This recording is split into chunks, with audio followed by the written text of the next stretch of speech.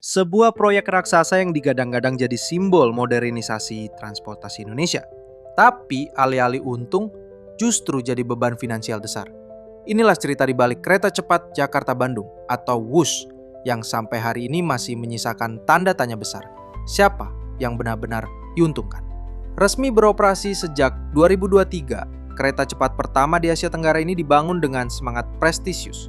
Namun di balik kecepatan 350 km per jam, ada angka-angka yang bikin geleng kepala. 4 BUMN kita, KAI, Wika, Jasa Marga hingga PTPN 8 terjebak dalam beban utang triliunan rupiah, sebagian besar ke China Development Bank. Masalah utamanya, biaya bengkak. Dari awalnya diperkirakan, ternyata harus ditambah sekitar 18 triliun rupiah. Bandingkan saja dengan penawaran Jepang, yang dulu sempat lebih murah. Kekurangan itu ditutup dengan pinjaman lagi dan lagi.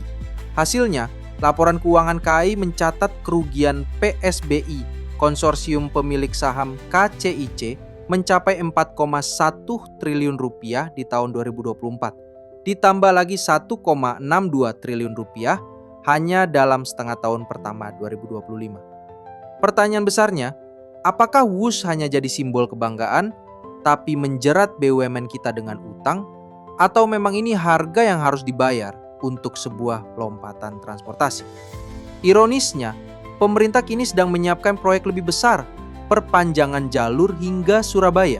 Jika terwujud, Jakarta-Surabaya bisa ditempuh hanya 3,5 jam dibandingkan 9-10 jam kereta biasa. Tapi setelah belajar dari pengalaman pahit, muncul opsi menjadikannya kereta semi cepat dengan kecepatan 160-200 km per jam agar biaya lebih masuk akal. Presiden Prabowo sudah menegaskan, proyek ini harus lanjut. Bedanya, kali ini tanpa membebani APBN. Skema pembiayaan baru dibuka untuk investor swasta dengan tujuan besar, menciptakan konektivitas Jawa dari barat ke timur dengan transportasi modern dan efisien. Jadi, apakah kereta cepat ini akan jadi tonggak kemajuan atau justru warisan utang panjang?